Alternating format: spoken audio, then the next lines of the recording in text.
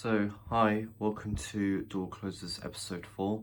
I really haven't made one of these in ages, mainly because nothing really changed. So, I thought I'll just make a quick update video on what's been happening to anyone who's interested. So, first things first is the Briton is now gone. It's now this new one, and I'll tell you the model number in a second. And also, if we just look down here, you can see that we have now a doorstop, and it's actually a magnetic door retainer, so it holds the door. And also we have some fire door signage too, which looks quite nice personally. So yeah, now this particular door closer is a Rutland TS4204 DABC. So this has back check, sweep latch, power adjustment, and it has delayed action as well.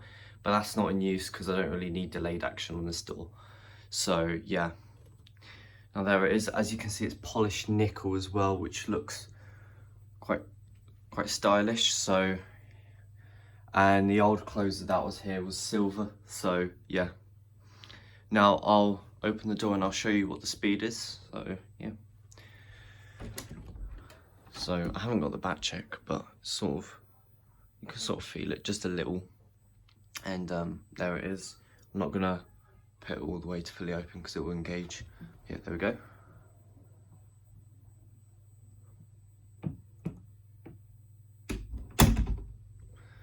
And yeah, speed may need a little speeding up, but I quite like it, to be honest. I can play around with it, play with the speed and see if it's good enough. But yeah, there we go. And I'll show you the doorstop too.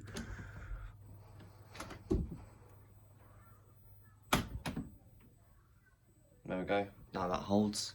You can see it's fully open, and you can either pull it, but you know we don't recommend that. So just do that, push it, and then it kind of closes itself. So yeah, it works quite nicely. Here is the Rutland door closer without the cover. So I've taken off the cover just to show you what's inside, and it looks like kind of like a dormer.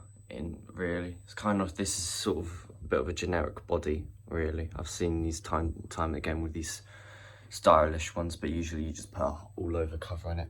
We just look here, there's our valve number 1 and valve number 2 just on that side.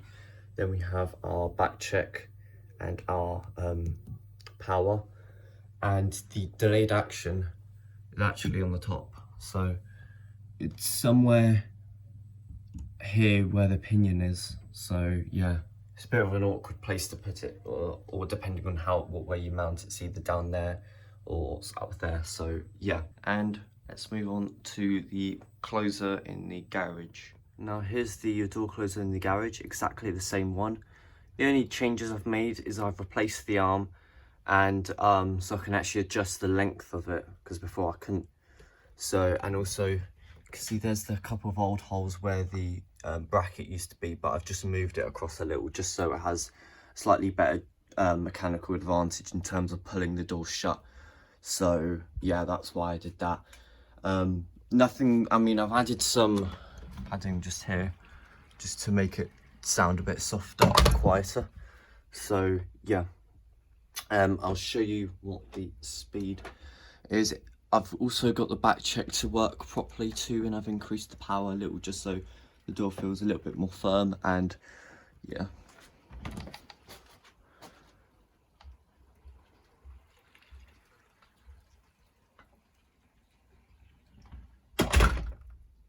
and yeah, I'll show you one more time. I'll show you the back check too. So you can sort of, there's the back check, and there's the cord open too, which now is completely open, as you can tell. And I'll pull the door closed.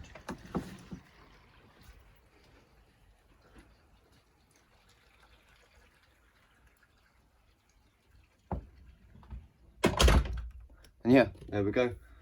Does slam just a little bit, but I think it's fine. I think the speed is just right for this kind of door, because this is a hollow metal door.